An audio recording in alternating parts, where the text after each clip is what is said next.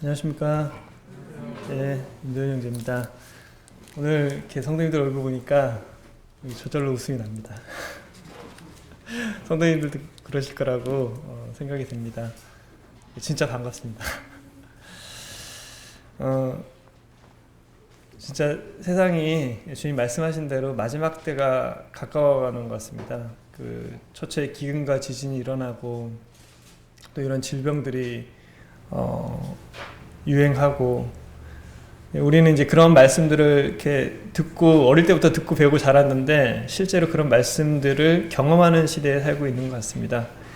그런데 문제는 그렇게 들었던 그 시대를 지금 살아가고 있는 것 같은데 제 마음이 그때보다 좀 식은 것 같아요. 좀 안타깝습니다. 왜냐하면 그때는 그런 말씀을 다가올 일들에 대해서 들었을 때 정말 내일 오실 것 같고 그런 마음이 있었는데, 요즘은 제가 참 두려운 게 요즘 일어나는 일들이 제가 들었던 시대의 일들인데, 그 예언의 그런 말씀들이 이루어지는 시대들인데 내 마음이 점점 식어가고 있구나.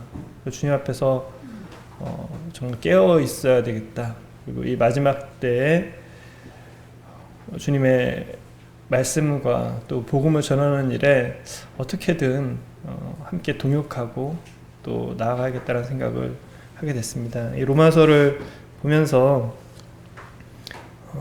주님께서 우리에게 주신 그 은혜와 그리고 참 축복이 얼마나 큰지를 다시 한번 생각해 보게 됩니다. 오늘은 그 로마서 3장을 같이 보도록 하겠습니다. 지난주에는 로마서 2장을 함께 살펴봤습니다. 로마서 2장에는 모든 사람에게 임하는 하나님의 심판에 대해서 말씀을 하고 있습니다. 그래서 모든 사람에게 하나님의 심판이 임할 것이다. 그리고 유대인도 피할 수가 없다. 유대인도 죄인이기 때문에. 그리고 특별히 유대인 너희들은 하나님의 말씀을 잘 믿고 따라가고 있는 것 같지만 사실은 너희들로 인해서 하나님의 이름이 모독을 받고 있다. 참된 유대인은 외형적인 유대인이 아니라 정말 그 이면적인 이 마음에서부터 변화된, 그리고 진짜 할례는 우리 이 몸으로 받는, 그러니까 실제 받는 그런 육체적 할례도 중요하지만, 그러나 사실은 마음의 할례를 받지 않으면 그거는 의미가 없는 것이다.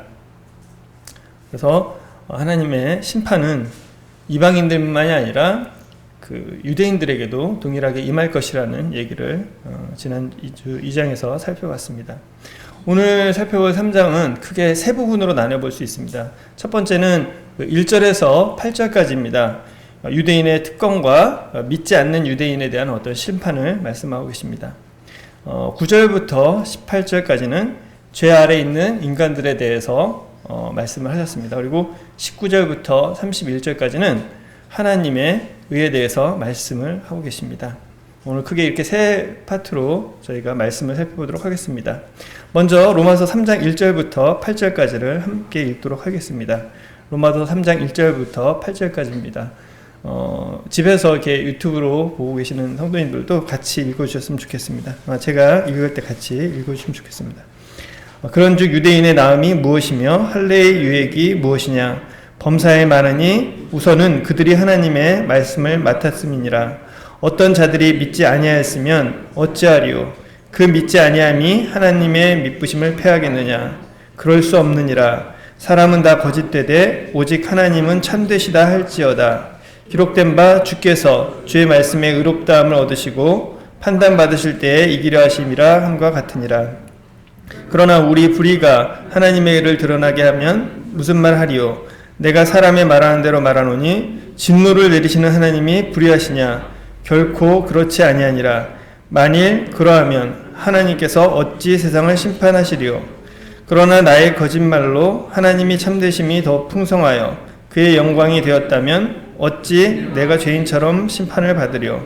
또는 그러면 선을 이루기 위하여 악을 행하자 하지 않겠느냐?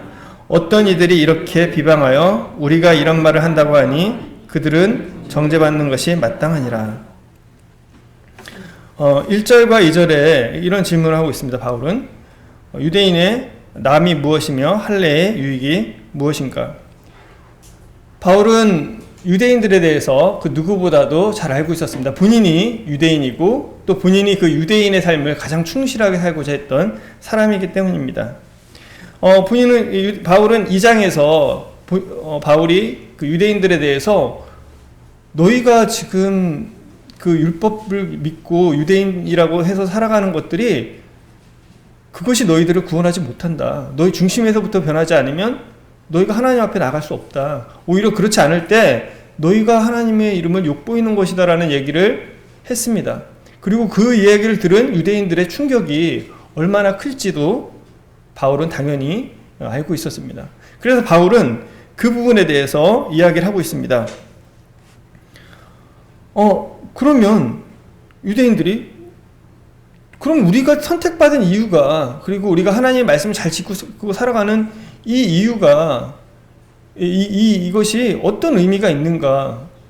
차라리 그럼 우리도 이방인처럼 그냥 그 모른 채 살아가도 되지 않겠는가? 이런 질문을 당연히 할 것이라고 생각을 했습니다. 그래서 바울은 얘기합니다. 범사에 많다. 그러니까 유대인으로 하나님께 택함받고 하나님의 말씀을 받았다. 이것이 하나님의 축복이다. 라고 이제 유대인들에게 설명을 합니다.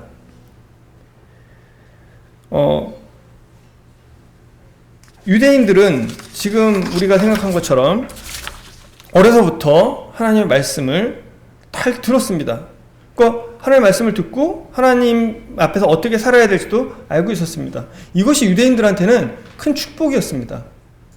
그러니까 쉽게 얘기하면 어려서부터 교회에서 자라신 분들 계시죠? 사실 큰 축복입니다. 저는 재벌가들 있지 않습니까? 재벌가에 태어난 자녀들이 축복받은 사람인가 아니면 제가 축복받은 사람인가 라고 했을 때 저는 진짜 얘기를 할 수 있습니다. 저는 제가 더 축복받은 사람이라고 생각을 하거든요. 왜냐하면 저희 어머니께서 믿으셨고 또 어머니로 인해서 제가 교회를 나왔습니다. 만약에 제가 그렇지 않았다면, 제가 부잣집에서 잘 살고 있었다면 저는 아마 하나님 안 믿었을 것 같아요. 근데 저는 어려서부터 어쨌든 억지로라도 끌려와서 하나님의 말씀을 들었습니다. 하나님의 말씀을 들을 수 있다는 것, 그리고 복음을 접할 수 있다는 것이 얼마나 큰 축복입니까? 반대로 그것이 정말 재앙이 될 수도 있습니다. 여기 나온 유대인들처럼 그 말씀을 어려서부터 듣고 보고 배웠음에도 불구하고 하나님을 만나지 못한다면 오히려 여기 나온 것처럼 하나님의 이름에 정말 욕을 끼치게 하는 그런 일이 저한테 있을 수도 있기 때문입니다. 반대로 그 하나님의 말씀을 통해서 하나님을 정말 만난다면 이거보다 더 큰 축복과 특권이 어디 있겠습니까? 유대인들 중에 많은 유대인들은 우리가 생각하는 것처럼 다 나쁜 유대인들이 아닙니다. 많은 사람들은 정말로 그 하나님의 말씀을 통해서 예수님을 만났습니다. 초기에 구원받은 그리스도인들이 다 누구였습니까?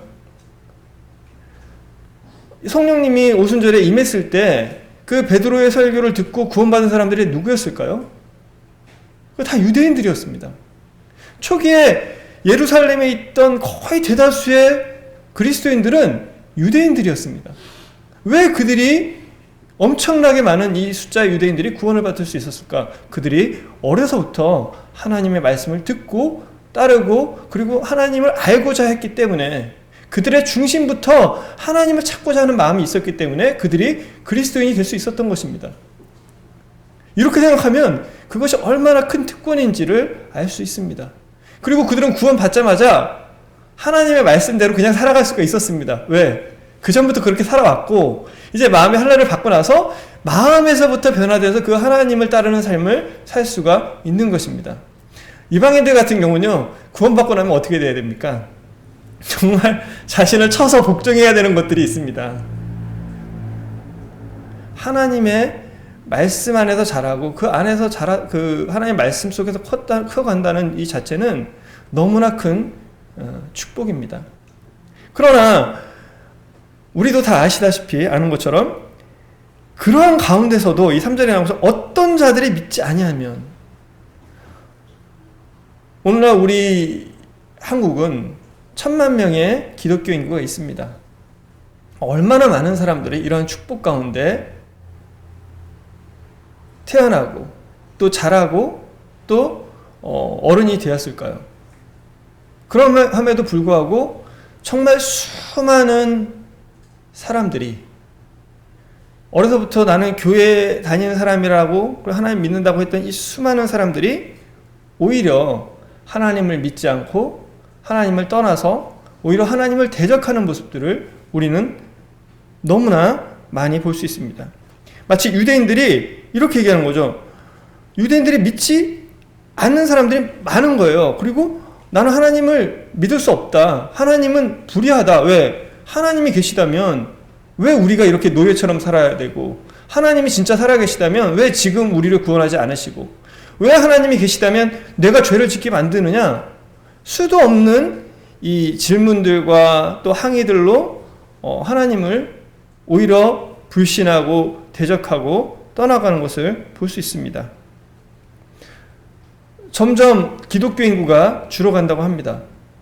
기독교 인구는 점점 줄어가고 있습니다. 교회에서 자란 2세들만 하나님 앞에서 제대로 자란다고 하더라도 오히려 교회는 성장할 수도 있을 것입니다.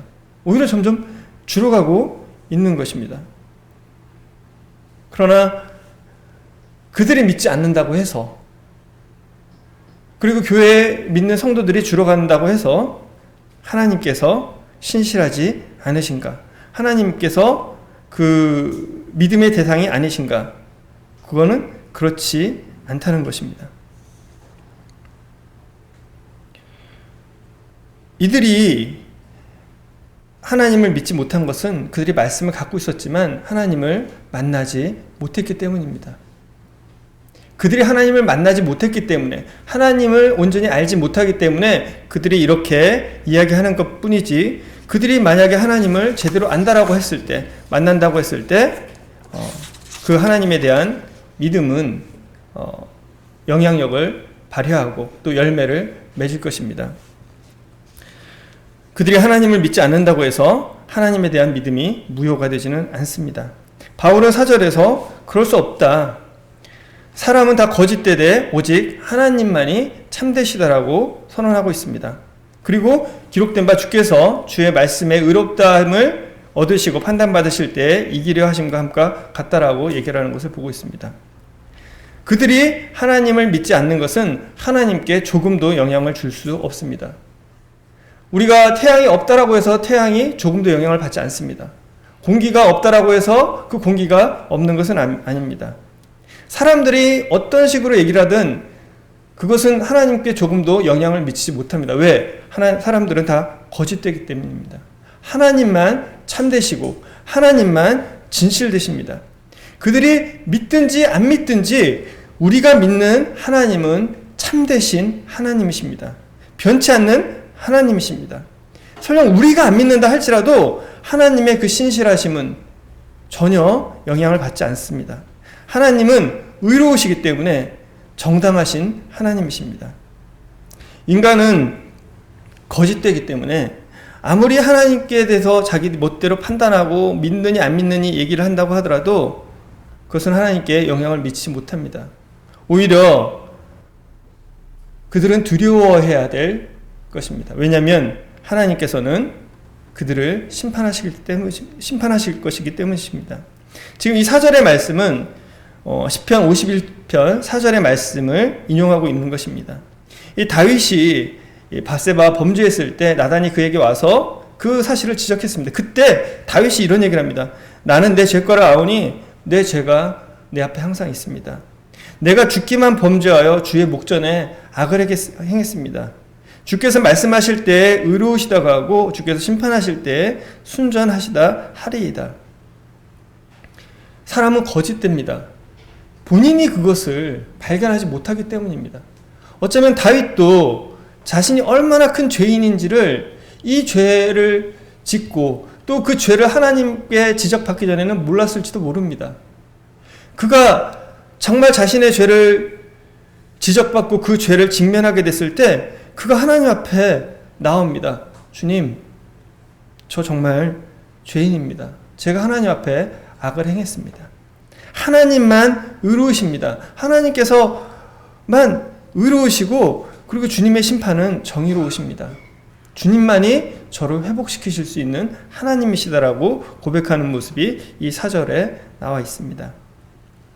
5절을 보시면 그러나 우리의 불의가 하나님의 의를 드러나게 하면 무슨 말하리요? 내가 사람의 말하는 대로 말하노니 진노를 내리시는 하나님이 불의하시냐? 이제 바울은 또 세 번째 질문을 합니다. 하나님의 의를 선명하게 보여주는 이 계기를 제공한 인간이, 그러니까 제가 율법 앞에 딱 있습니다. 이게 지금 유대인들을 대상으로 하는 얘기죠. 유대인들을 대상으로 제가 하나님을 믿지 않을 때는 뭐 어디 가서 술 먹고 깽판 치고 막 해도 뭐 다 그런 거지, 이렇게 생각을 할 수 있겠죠. 그런데 우리가 그러니까 유대인 때 우리가 하나님 말씀을 알고 있습니다. 어려서부터 이 하나님 말씀을 듣고 자란 청년들은 딱 이해를 하실 거예요.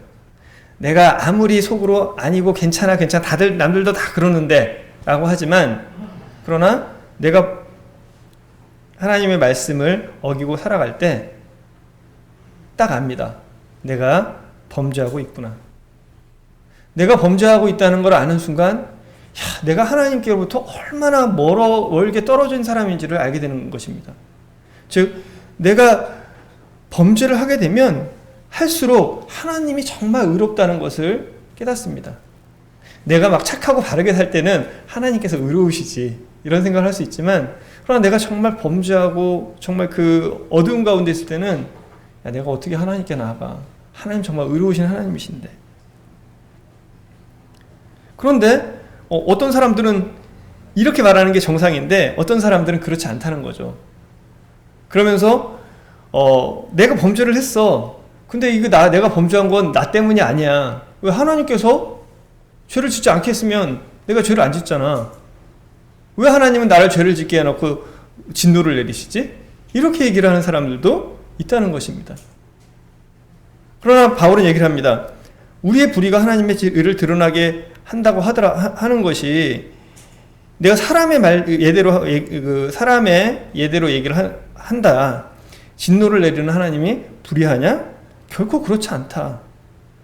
왜냐하면 하나님께서는 정말 정의로우신, 그리고 그 모든 그 정의에 앞서 더 거룩하신, 그러니까 정의로우실 뿐 아니라 그 정의를 다 지키시는 완전하신 거룩하신 하나님이신 것이기 때문입니다. 하나님은 죄에 대해서 진노하시고 심판하시는 것입니다. 이것이 의로우신 겁니다. 하나님은 기분에 따라서 저 사람은 키도 크고 또 착해 보이네. 쟤한테 좀 더 잘해야지. 쟤는 정말 내가 기분이 안 좋네.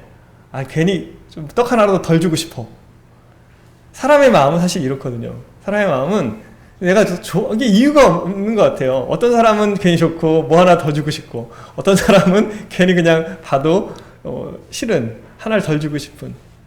그러니까 사람은 이 판사들도 보면 어쩔 수 없는 부분들이 있는 것 같습니다. 왜냐하면 사람은 불의하기 때문에 이 판단에 왜곡이 있을 수밖에 없습니다. 그러나 하나님은 그렇지 않으세요. 하나님께서는 그 사람이 어떤 가문에서 태어났고 어떤 재능을 가지고 있고 어떤 직위가 있고 이런 걸 다 보지 않으십니다. 하나님께서는 그냥 진짜 그 사람 자체, 그 중심에 있는 무엇이 있고 그가 어떻게 살아가고 있는지를 보시는 것입니다. 그것에 의해서 하나님은 심판하십니다. 하나님께서는 세상을 정의로 심판하실 것입니다.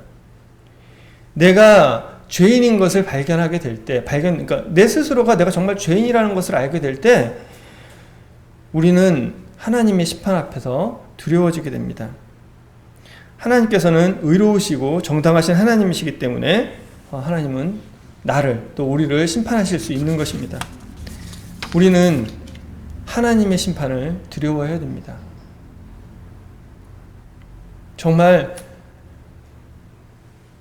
이 세상의 그 무엇보다도 우리가 정말 나중에 죽어서 하나님 앞에 갔을 때, 그리고 정말 우리가 그 영원 앞에 섰을 때 우리를 심판하실 그 하나님 앞에 서게 될 때 그 하나님이 얼마나 두려우신 분인가를 하나님께서 저희한테 보여주시길 원하고, 또 혹시 이 가운데서 하나님을 만나지 못한 분이 있다면 그것을 하나님께서 깨닫는 기회를 주시기를 기도합니다. 7절 8절은 이제 바울을 비방하는 어떤 사람들의 주장입니다. 7절 8절은 제가 한번 다시 읽어보겠습니다. 그러나 나의 거짓말로 하나님의 참되심이 더 풍성하여 그의 영광이 되었다면 어찌 내가 죄인처럼 심판을 받으리요? 또는 그러면 선을 이루기 위해서 악을 행하자 하지 않겠느냐? 어떤 이들이 이렇게 비방하여 우리가 이런 말을 한다고 하니 그들은 정죄받는 것이 마땅하니라. 8절 이하에 보면 이렇게 나옵니다. 어떤 이들이 이렇게 비방하여 우리가 이런 말을 한다고 하니 그들이 정죄받는 것이 마땅하다. 그러니까 바울이 한 얘기를 왜곡해서 말하고 있는 것입니다. 그러니까 바울은 이렇게 얘기를 한 적이 없습니다. 바울이 말한 뜻은 그런 뜻이 아니었어요. 그런데 바울이 말한 것을 왜곡을 하고 있는 것을 보게 됩니다. 어떻게 왜곡을 하고 있느냐? 나의 거짓말로 하나님의 참되심이 더 풍성하여 그의 영광이 되었다면 어찌 내가 죄인처럼 심판을 받겠는가? 이게 5절과도 지금 연계가 되어 있습니다. 이 부분은 특별히 그 신천지 2단에서도 사용을 하는 구절인 것 같습니다. 그러니까 이 절이 뭐냐면 나의 거짓말로 하나님의 참되심이 더 풍성하여 영광이 되면 우리가 심판을 받지 않는다. 그러니까 신천지는 어떻게 하냐면 거짓말을 해요. 다른 교회에 들어가서 그 추수꾼이라고 하죠. 다른 교회에 들어가서 할 때 신천지세요? 아닙니다. 그리고 들어가요. 그게 들어가서 막 이렇게 한대요. 근데 그들이 이거를 그 하나님 믿는데도 그들도 하나님 믿는다고 하잖아요. 떳떳하게 행하는 이유는 아니 여기 나온 이 구절인 것 같아요. 이 구절이라고 하더라고요. 나의 거짓말로 하나님의 참되심이 더 풍성하다. 그거 않는다. 이렇게 얘기를 하는 경우도 있습니다. 그러니까 이 말은 뭐예요? 내가 죄를 지어서 하나님의 진실하심이 드러난다면 하나님께 더 영광을 돌리는 것이 아닌가. 나는 이 말은 반대로 하면 이렇게 얘기를 할 수 있습니다. 하나님께서 죄를 짓게 만든 거 아니냐. 근데 왜 내가 심판을 받아야 되냐. 하나님이 나를 아까도 말씀드린 것처럼 죄를 안 짓게 만들면 되는 거 아닌가? 하나님의 진노는 이해할 수 없다. 사실 오늘날 많은 사람들이요 이렇게 기독교에 대해서 공격을 합니다. 하나님에 대해서 막 열심히 선을 얘기를 해요. 근데 그들은 막 이런 궤변들을 막 늘어놓습니다. 그 이유는 뭐냐면 그들이 하나님을 믿지 않기 때문입니다. 그들이 하나님을 제대로 알지 못하기 때문입니다. 그들은 정말 참 하나님을 만난 것이 아니라 그냥 자기 머릿속에 그려놓은 하나님이에요. 자기 논리 속에 있는 하나님입니다. 그러니까 자기 논리적으로 그 하나님이 이해가 되지 않는 것입니다. 유대인들 가운데서도 이런 사람들이 있었던 것 같습니다. 그리고 바울은 그런 뜻으로 얘기를 한 것이 아닙니다. 바울은 은혜를 얘기를 한 거겠죠. 우리가 죄를 짓더라도 내가 그러니까 죄가 더한 곳에 은혜가 더한다. 바울은 분명히 이 얘기를 했습니다. 죄가 더한 곳에 은혜가 더한다. 그 말은 죄를 지으라는 얘기가 아니거든요. 너가 죄를 많이 짓을수록 하나님의 은혜가 더 커진다는 그런 얘기가 아니거든요. 그 말은 우리가 어떠한 죄 가운데 있다 하더라도 하나님의 은혜는 그거보다 더 크셔서 하나님이 우리를 구원하실 수 있는, 그리고 그렇기 때문에 그거를 느낄수록 우리가 하나님의 은혜가 더 크다라고 감사하고 찬양할 수 있다는 얘기인데, 그것을 이렇게 왜곡해버리는 것을 볼 수 있습니다. 선을 이루기 위해서 악을 행한다. 아까 우리가 그 다윗의 고백을 본 것처럼 다윗도 범죄하기 전까지는 본인이 얼마나 큰 은혜를 받았는지를 많이 깨닫지 못했을 것 같습니다. 그러나 이 범죄하고 하나님 앞에 나아가서 하나님을 만난 순간 정말 하나님이 두렵기도 했지만, 그러나 하나님의 은혜가 이렇게 크구나. 내가 나를 생각해도 쳐 죽여야 되는 사람인데 하나님께서는 나를 구원하시는구나. 내게 은혜를 베푸시는구나. 사람들이 정말 자신이 누구인지를 깨닫지 못할 때, 자기의 범죄를 내가 얼마나 불의한 자를 깨닫지 못할 때, 내가 정말 심판받아야 되는 자라는 것을 인식하지 못할 때까지는 그들은 하나님에 대해서 말을 함부로 합니다. 그리고 하나님 말씀하신 걸 막 왜곡합니다. 그러나 그들이 정말 하나님 앞에서 자기의 죄가 드러날 때, 우리가 내 죄가 하나님 앞에 다 드러나게 될 때 우리는 하나님 앞에 얘기를 합니다.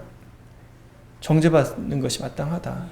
그들도 그런 말을 하는 사람들이 하나님 앞에서 정죄받는 것이 마땅할 뿐 아니라 우리도 우리 스스로를 생각해 보게 되면 정말 내가 하나님 앞에서 멸망당하는 것이 당연하다라고 얘기를 할 수밖에 없습니다. 이제 9절에서 18절까지를 제가 읽어보도록 하겠습니다. 그러면 어떠하냐? 우리는 나으냐? 결코 아니라 유대인이나 헬라인이나 다 죄 아래 있다고 우리가 이미 선언하였느니라. 기록된 바 의인은 없나니 하나도 없으며 깨닫는 자도 없고 하나님을 찾는 자도 없고 다 치우쳐 함께 무익하게 되고 선을 행하는 자는 없나니 하나도 없도다. 그들의 목구멍은 열린 무덤이요 그 혀로는 속임을 일삼으며 그 입술에는 독사의 독이 있고 그 입에는 저주와 악독이 가득하고 그 발은 피 흘리는데 빠른지라 파멸과 고생이 그 길에 있어 평강의 길을 알지 못하였고 그들의 눈앞에 하나님을 두려워함이 없느니라. 이제 바울은 시선을 돌려서 그러면 어떠냐? 우리는 나으냐? 그러니까 이방인도 죄인이고 그다음 유대인도 죄인이다. 그러면 이 자리에 있는 우리는 어떠냐? 아마 이 부분은 바울이 모든 성도들을 향해서 얘기를 하는 것 같습니다. 우리가 더 낫냐? 그렇지 않다. 유대인이나 헬라인이나 다 죄 아래 있다라고 우리가 선언하지 않았느냐? 우리가 정말 겸손해질 수 있는 이유가 딱 하나가 있습니다. 그것은 우리 자신을 하나님 앞에서 발견하는 것이기 때문에 발견할 때입니다. 우리가 하나님 앞에서 내 자신을 발견하게 되면요, 우리는 고개를 숙일 수밖에 없습니다. 우리가 하나님의 어떠하심을 알게 되면 우리는 고개를 숙일 수밖에 없습니다. 사실은 하나님의 어떠하심을 아는 것과 나 자신을 아는 것은 별개의 문제가 아닙니다. 하나님의 어떠하심을 알게 될 때 내 자신이 누구라는 것을 깨닫게 되고 내 자신이 누구라는 것을 알게 될 때 하나님의 어떠하심을 우리는 알게 되기 때문입니다. 내가 누구인지 어떤 자인지를 알게 되면 우리는 겸손해집니다. 이방인도 유대인도 서로 싸울 필요가 없습니다. 누가 더 잘났다고 할 필요가 없는 것입니다. 왜냐? 둘 다 하나님 앞에서 죄인이기 때문입니다. 이제 바울은 특별히 이 10절부터 18절까지 말씀은 구약의 말씀들을 하나하나 다 인용을 했습니다. 전도서와 또 창세기 시편 14편과 53편과 또 시편의 다른 여러 가지 구절들이 이 한 절 한 절에 다 인용이 돼 있습니다. 아마도 바울은 특별히 이 유대인들이 이것을 읽을 때 그냥 바울이 하는 얘기가 아니라 너희들이 알고 있는 이 구약 성경, 너희들이 그 받은 모세의 율법과 그 시가서들, 여기에 너희들이 어떤 자라는 것들을 다 말해주고 있다. 내가 임의로 하는 얘기가 아니다. 너희들이 알고 있는 그 성경이 너희가 어떤 자라는 것을 얘기를 해주고 있다. 그 성경이 우리에 대해서 무엇이라고 얘기를 하는가? 뭐냐면 의인은 없나니 하나도 없다라고 이야기를 하고 있다는 것입니다. 유대인들, 이방인들 가릴 것 없이 모든 사람은 단 한 사람도 의로운 사람이 없습니다. 우리가 생각할 때는 사회에서 보면 저 사람 참 착해, 저 사람 참 괜찮아, 저 사람은 참 훌륭해. 그러나 하나님 앞에서는 그 누구도 의로운 사람이 없다는 것입니다. 왜냐하면 왜 우리가 그렇게 얘기를 할 수 있을까요? 우리는 그 사람의 겉모습밖에 볼 수 없기 때문입니다. 하나님은 중심을 보시기 때문에 그렇게 얘기하실 수가 없습니다. 사람들이 저를 어떻게 보는지 모르겠습니다. 사람들이 여기 계신 성도님들을 어떻게 볼지 모르겠습니다. 어쩌면 여기 계신 성도님들은 나가서 다 사회에서 나름대로 괜찮은 사람이야, 참 그리스도인답게 살고 있네 라고 이야기를 들으실 수 있을 것입니다. 그러나 하나님 말씀하십니다. 의인은 없나니 하나도 없다. 창세기 6장 5절에 이 말씀이 있습니다. 여호와께서 사람의 죄악이 세상에 가득함과 그의 마음으로 생각하는 모든 계획이 항상 악할 뿐임을 보시고, 그러니까 조금도 우리 안에 선한 것이 없다라고 하나님은 말씀하십니다. 그리고 11절에 깨닫는 자도 없고 하나님을 찾는 자도 없어.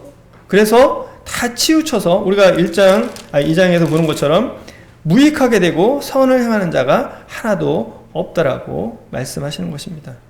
그리고 그들의 목구멍은 열린 무덤이라고.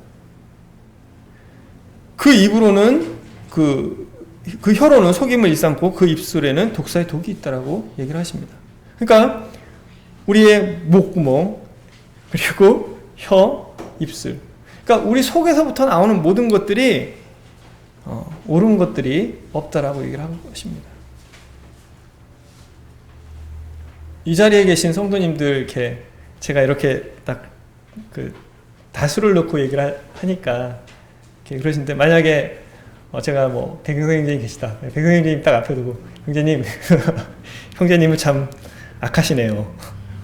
형제님 목구멍 열린 무덤이고 혀로는 사실 저희가 웃으면서 얘기할 수 있지만 이것을 지적하는 하나님의 모습, 그 마음, 또 이것을 전하는 이 바울의 마음은 어떤가. 그리고 그것이 정말 그 사람한테 받아들여졌을 때, 그러니까 사실은 복음은요, 이 충돌이 일어날 수밖에 없습니다.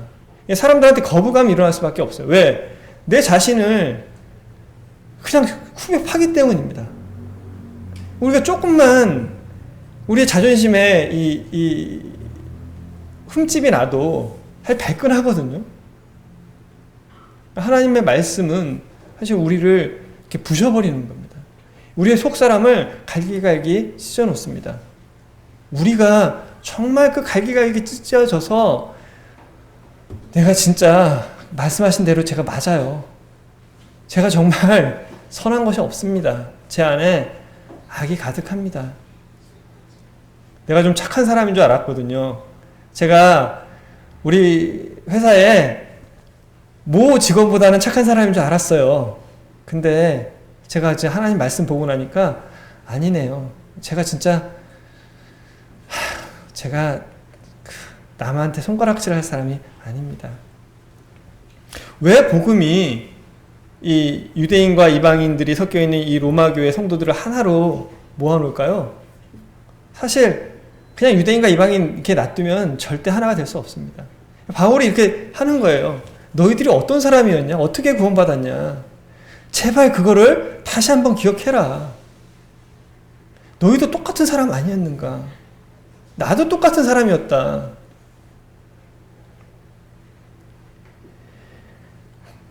제 목구멍이 열린 무덤이고 혀로는 속임. 맞습니다. 저 진짜 속임 많이 이렇게 참 아무리 좋게 얘기를 하면서도 다 제 나름대로 생각이 있어요. 사람들은 다 자기 나름대로 계획이 있습니다. 좋게 얘기하지만 그 안에 속임이 있고 독사의 독이 있습니다. 그 입에는 저주와 악독이 가득하다라고 되어 있습니다. 그 발은 피 흘리는데 빠르고 파멸과 고생이 그 길에 있어서 평강의 길을 알지 못합니다. 그래서 사람들이 평안하지 않습니다. 사람들이 계속 불안합니다. 저는 주변에서 정말 나 행복해서 너무 좋고 이게 한 20년 동안 지금 그렇게 살아와서 너무 좋아라고 말하는 사람은 본 적이 없어요. 아, 평안하고 행복하고 좋았어. 근데 왜 또 불안하지? 아, 그때 또 왜 열받지? 왜냐하면 사람은 악을 행하기 때문입니다. 그래서 사람은 그 평강의 길을 알지 못합니다. 이사야서 59장 7절에 이게 이 인용한 구절인데 이렇게 나옵니다. 그 발은 행악하기에 빠르고 무제한 피를 흘리기에 신속하며 그 생각은 악한 생각이라. 황폐와 파멸이 그 길에 있으며 그들의 평강의 길을 알지 못하며 그들이 행하는 곳에는 정의가 없으며 굽은 길을 스스로 만드나니 무릇 이 길을 밟는 자는 평강을 알지 못하느니라. 무릇 우리가 볼 때 되게 잘 살고 좋아 보이는 사람들이 있습니다. 그들은 행복하게 살다가 꽃길만 걷다가 꽃길 가운데서 참 좋은 죽음을 맞이하는 것 같습니다. 그러나 그들의 삶에 진정한 평강은 없을 것입니다. 그리고 그들의 영혼은 정말로 비참할 것입니다. 하나님께 진짜 감사하는 것은 우리는 그렇지 않다는 것입니다. 어쩌면 우리의 삶이 부족해 보인다고 하더라도 우리가 주님과 동행할 때 주님 우리에게 평강을 주십니다. 주님은 우리에게 우리가 원하는 걸 다 주지는 않으실 수 있어요. 그렇지만 우리가 필요한 것들은 다 채워주시잖아요. 우리의 중심에 평강과 희락과 이 만족을 주시는 분은 오직 하나님이십니다. 왜 그들이 그렇게 살고도 뻔뻔하게 살아가는가? 왜 죽을 때까지 그들이 돌이키지 아니하는가? 18절에 보면 그들의 눈앞에 하나님을 두려워함이 없기 때문입니다. 하나님을 두려워함이 없기 때문에 그들이 이렇게 살아가면서도 자기가 죄인인 것을 모르는 것입니다. 시편 36편 1절을 보면 이 말씀에 대해서 좀 더 설명을 할 수 있습니다. 악인의 죄가 그의 마음속으로 이르기를, 악인의 죄가 그의 마음속으로 이르기를 그의 눈에는 하나님을 두려워하는 빛이 없다 하니. 누가복음 12장 4절에 우리가 너무나 잘 아는 말씀이 있습니다. 내가 내 친구 너희에게 말하노니 몸을 죽이고 그 후에는 능히 더 못하는 자들을 두려워하지 말라. 마땅히 두려워할 자를 내가 너희에게 보이겠다. 곧 죽인 후에 또한 지옥에 던져넣는 권세 있는 그를 두려워하라. 내가 참으로 너희에게 이르노니 그를 두려워하라. 우리는 하나님을 두려워해야 합니다. 왜냐? 그분은 우리를 영원히 심판하실, 인간을 영원히 심판하실 하나님이시기 때문입니다. 이 땅에 사는 동안 심판하시는 분이 아니라 정말 그 죽음 이후에 하나님 앞에 하나님께서 그들을 영원히 심판하실 것이기 때문입니다. 그렇기 때문에 우리가 이 복음을 지금도 증거하는 것이고, 또 이 가운데서 정말 구원받지 못하신 분들은 정말 유대인처럼 정말 그 특권을 가진 유대인인데도 불구하고 이 하나님의 이름을 욕보이는 것이 아니라 정말 그 하나님의 말씀을 이렇게 들을 때 그 특권을 잘 활용하는 분들이 되기를 기도합니다. 우리는 하나님을 두려워해야 됩니다. 19절부터 31절까지를 제가 읽도록 하겠습니다. 우리가 알거니와 무릇 율법이 말하는 바는 율법 아래에 있는 자들에게 말하는 것이니 이는 모든 입을 막고 온 세상으로 하나님의 심판 아래에 있게 하려 함이라. 그러므로 율법의 행위로 그의 앞에 의롭다 하심을 얻을 육체가 없나니 율법으로는 죄를 깨달음이니라. 이제는 율법에 하나님의 한 의가 나타났으니 율법과 선지자들에게 증거를 받은 것이라. 곧 예수 그리스도를 믿음으로 말미암아 모든 믿는 자에게 미치는 하나님의 의니 차별이 없느니라. 모든 사람이 죄를 범하였음에 하나님의 영광에 이르지 못하더니 그리스도 예수 안에 있는 속량으로 말미암아 하나님의 은혜로 값없이 의롭다 하심을 얻은 자 되었느니라.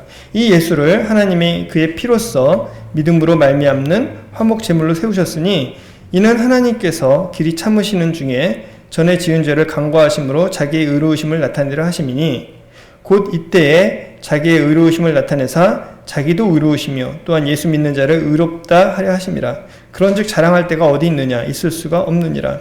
무슨 법으로냐? 행위로냐? 아니라 오직 믿음의 법으로니라. 그러므로 사람이 의롭다 하심을 얻는 것은 율법의 행위에 있지 않고 믿음으로 되는 줄 우리가 인정하노라. 하나님은 다만 유대인의 하나님이시냐? 또한 이방인의 하나님은 아니시냐? 진실로 이방인의 하나님도 되시느니라. 할례자도 믿음으로 말미암아 또한 무할례자도 믿음으로 말미암아 의롭다 하실 하나님은 한 분이시니라. 그런즉 우리가 믿음으로 말미암아 율법을 파기하느냐? 그럴 수 없느니라. 도리어 율법을 굳게 세우느니라.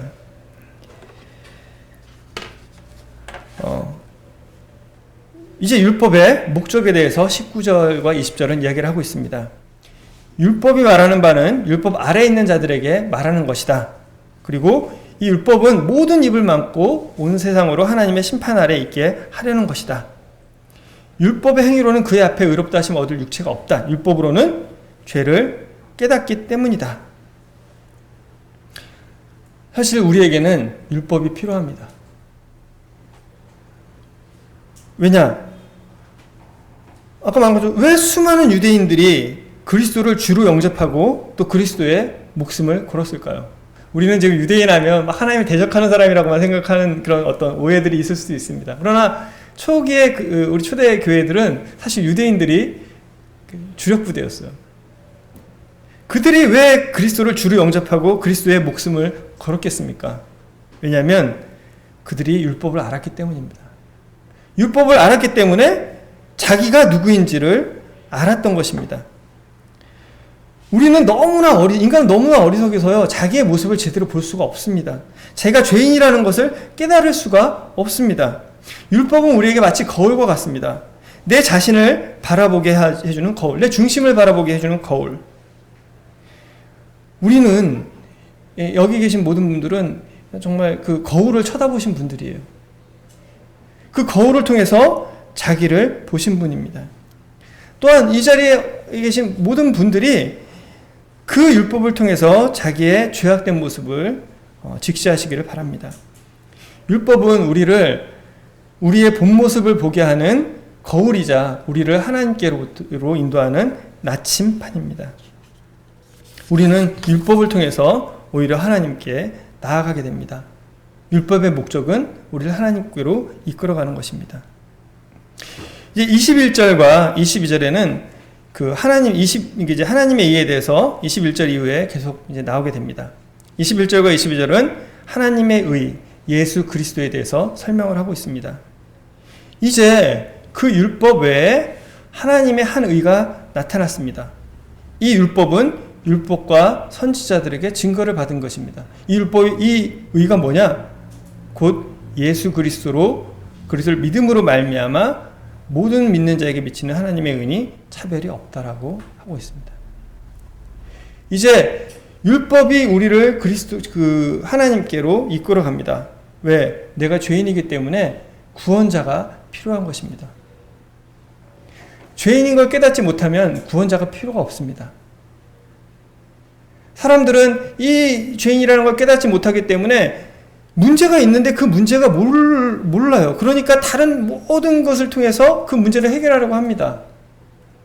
그러나 율법을 통해서 우리가 하나님을 바라보게 될 때 우리는 주님, 제가 진짜 착하게 살 수 없네요. 바르게 살 수 없습니다. 내가 어떻게 해야 될까요? 정말 나를 구원해 줄 방법이 필요합니다. 내가 어떻게 해야 진짜 하나님 앞에 나갈 수 있을까요? 바울은 얘기합니다. 예수 그리스도로 말미암아 모든 믿는 자에게 미치는 하나님의 의가 나타났다. 이게 차별이 없어. 가문도 안 봐, 재산도 안 봐, 아무것도 안 봐.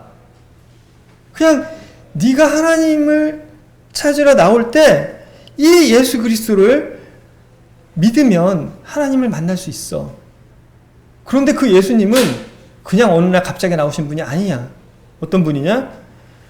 이미 구약에서 율법과 선지자들에게 충분히 증거를 받으신 분이다. 주님은 어느 날 오셔서 그냥 내가 하나님의 아들이야, 내가 너의 구원자 이렇게 얘기하신 것이 아니라 오셔서 이 유대인들이 가지고 있는 이 구약 성경, 그들이 가지고 있는 율법을 통해서 증거를 받았고 선지자들에게 증거를 받았다는 것을 말씀하셨습니다. 확실한 그리스도, 그분이 이제 우리에게 오셨다라는 것입니다. 23절과 24절을 보면 그 그리스도를 통한 그 하나님의 의는 어떤 의냐? 은혜의 의입니다. 값없이 얻는 은혜의 의라는 것을 말씀하고 계십니다. 또 어떤 의냐? 능력의 의입니다. 정말 도저히 속량할 수 없는 이 죄를 다 속량할 수 있는 능력을 가지신 그런 능력이 있는 능력의 의라는 것입니다. 23절에 보면 모든 사람이 죄를 범했습니다. 그래서 하나님의 영광에 이르지 못했습니다. 우리가 범죄한 사람이 어떻게 하나님의 영광 앞에 나갈 수 있겠습니까? 내가 아무리 바르고 착하게 산다고 하더라도 하나님 앞에 딱 나가는 순간 저는 고개를 숙일 수밖에 없을 것입니다. 우리는 하나님의 영광에 도저히 이룰 수가 없는 자입니다. 그리고 우리의 죄에 대해서 해결할 능력도 없는 자들입니다. 왜냐하면 시편 49편 6절부터 8절에 이렇게 나와 있습니다. 자기의 재물을 의지하고 부유함을 자랑하는 자는 아무도 자기의 생명을 구원하지 못하며 그를 위한 속전을 하나님께 바치지도 못할거든. 그들의 생명을 속량하는 값이 너무 엄청나서 영원히 마련되지 못할 것이기 때문입니다. 아무리 돈이 많은 사람도 자기의 생명을 구할 수 없습니다. 왜? 그 값이 너무나 크기 때문에. 하나님의 진노가 너무 크기 때문에 그 진노를 풀 수 있는 그 진노에 대한 값을 치를 수 있는 것이 아무것도 없다는 것입니다. 그런데 그리스도 안에 있는 속량으로 말미암아 은혜로 하나님의 은혜로 값없이 의롭다 하심을 얻게 된 것입니다. 이 구속이라는 단어, 이 속량, 이 구속이라는 단어는요, 이 값을 지불함으로써 다 풀려난다는 거예요.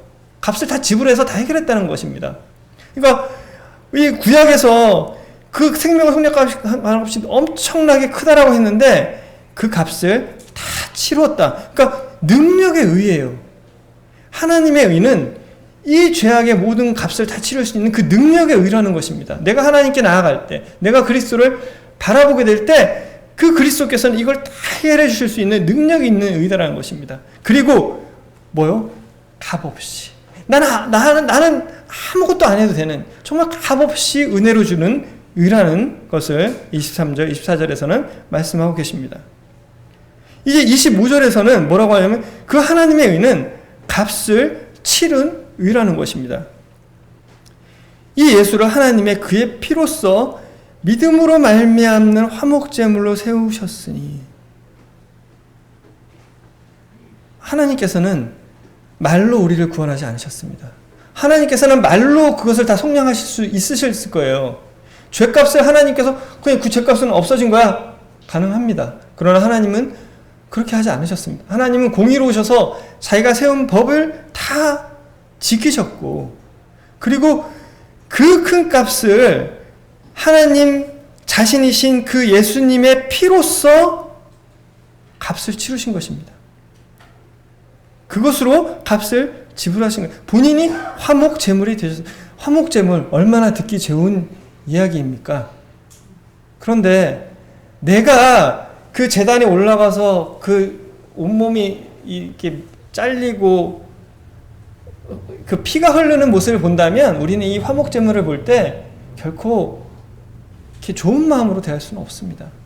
하나님이신 그분이 그 제단, 인간이 그 제단에 올려져서 그 피를 다 흘리는 그 값을, 그러니까 진짜 여기 나오는 말할 수 없이 큰 그 값을 충분히 갚을 수 있는 그 하나님의 피로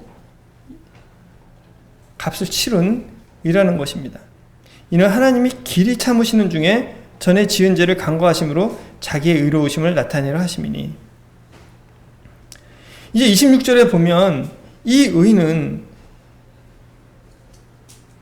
아까 말씀한 것처럼 죄값을 다 치른 의입니다. 이 공의의 의입니다. 그렇기 때문에 자기의 의로우심을 나타내실 수 있는 거예요. 그리고 26절에 자기의 의로우심을 나타내서 자기도 의로우시고 또한 예수 믿는 자를 의롭다 하려 하신 것입니다. 오늘날 한국 사회를 슬프게 하는 것들이 하나는 뭐냐면 부모 찬스, 특권 찬스, 많은 찬스들이 있잖아요. 금수저, 은수저, 흑수저, 그리고 흑젓가락도 있습니다. 수저라도 있으면 다행인 거죠. 수저도 없어서 젓가락을 쓰는 사람도 있습니다. 하나님은 아까 말씀드린 것처럼 충분히 그런 걸 쓰실 수 있는 하나님이셨어요. 그런데 그렇지 않으셨습니다. 하나님은 공의로우신 하나님이시기 때문에 그 하나님의 의는 공의로운 의여야만 합니다. 그래서 그리스도의 피를 흘렸기 때문에 자기의 의로우심을 충분히 나타내실 수 있고, 그리고 그 믿는 자도 의롭다고 하실 수 있고, 그리고 그 누구도 그것에 대해서 반론을 제기하거나 이의를 제기할 수 없는 것입니다. 이제 27절, 28절은 이렇게 얘기를 하고 있습니다. 그런즉 자랑할 데가 어디 있느냐? 있을 수 없다. 무슨 법으로냐? 행위로냐? 아니다. 오직 믿음의 법이다. 그러므로 사람이 의롭다 하심을 얻는 것은 율법의 행위에 있지 않고 믿음으로 되는 줄 우리가 인정하노라. 하나님께서는 그 믿음의 의에 대해서 이렇게 얘기를 하십니다.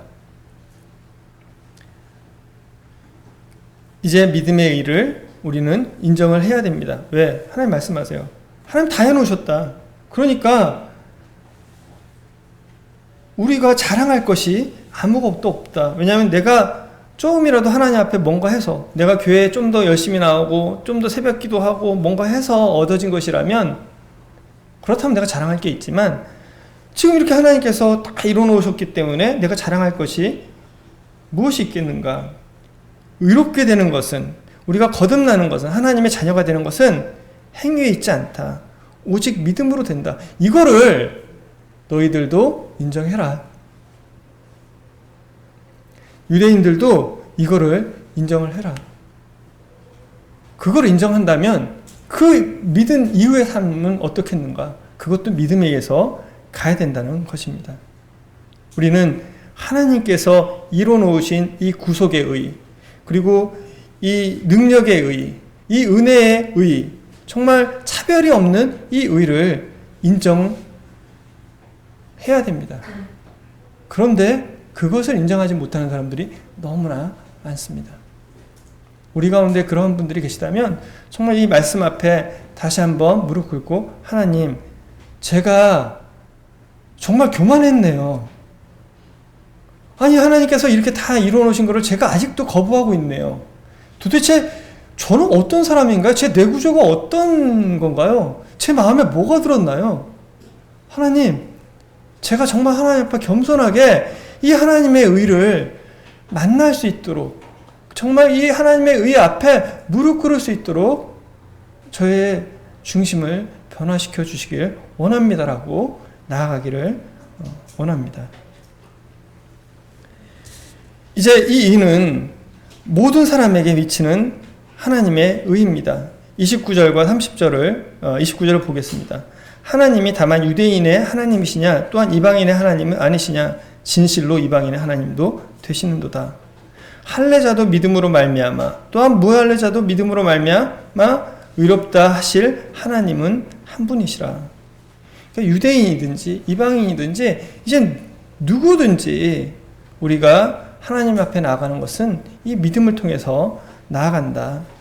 그리고 우리를 의롭다 해주시는 것은 내가 노력해서 얻는 것이 아니라 하나님이 우리를 의롭다라고 해주시는 거다. 우리가 하나 될 수 있는 이유는 하나님의 의가, 하나님의 그 은혜가 우리에게 공평하게 내리셨고, 그것을 통해서 우리가 하나님께 나가는 것이기 때문에 우리가 하나가 될 수 있는 것입니다. 교회가 하나가 될 수 있는 것입니다. 그리고 우리가 하나가 돼서 하나님께 영광과 존귀를 돌릴 수 있는 것입니다. 우리가 다 다르지 않습니까? 직장이 다르고 얼굴이 다르고 가문이 다 다릅니다.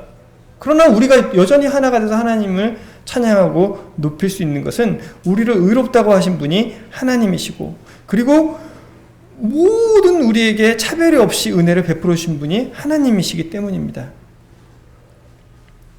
오직 우리를 의롭다고 하실 분은 내가 아니라, 아니면 어떤 사람의 그것이 아니라 하나님만이 가능하십니다. 그래서 우리가 거듭난 것을 어떻게 알 수 있느냐? 내 스스로가 하나님께 물어보시면 압니다. 많은 분들이 내가 구원받은지 안 받은지 잘 모르겠어요. 정말 하나님 앞에 무릎 꿇고 나아가십시오. 왜냐하면 여기 말씀하시잖아요. 의롭다 하실 분은 하나님이시라고. 이제 31절에 바울은 유대인들에게 얘기합니다. 그런즉 우리가 믿음으로 말미암아 율법을 파기하느냐? 그럴 수 없다. 도리어 율법을 세운다.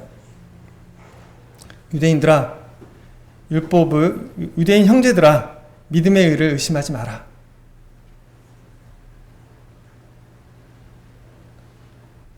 여기 계신 모든 성도님들, 또 서대명 교회에 나오시는 하나님을 찾는 모든 분들은 정말 이 말씀을 마음에 두셨으면 좋겠습니다. 믿음의 의를 의심하지 마시고, 그리고 하나님께 나아가시기를 바랍니다. 우리가 믿음으로 말미암아 율법을 파괴하는 것이 아닙니다. 왜? 그럴 수 없습니다. 왜냐하면 우리의 믿음은 하나님의 말씀을, 율법을 더 굳게 세우시기 때문입니다. 그리스도께서 십자가에 흘리신 피로 인해서 율법의 요구를 이루신 것을 믿는 믿음이 오히려 율법을 더 굳게 세우는 것입니다. 우리가 율법을 막 지금 우리가 진짜 하나님 앞에서 열심히 종교 생활하고 율법을 지키려고 하면 할수록요 율법을 못 지키는 것을 우리는 발견하게 됩니다. 우리가 그리스도를 믿으면 믿을수록 정말 그 그리스도 앞에 나가면 나갈수록 야 주님께서 그 율법을 완전하게 세우셨구나. 우리가 하나님을 믿음으로 나가는 것이 이 믿음의 의를 인정하는 것이 하나님의 공의를 세우는 것이라는 것을 우리가 다 같이 경험하기를 원합니다. 오늘 로마서 3장 말씀은 마치도록 하겠습니다. 기도하고 마치겠습니다.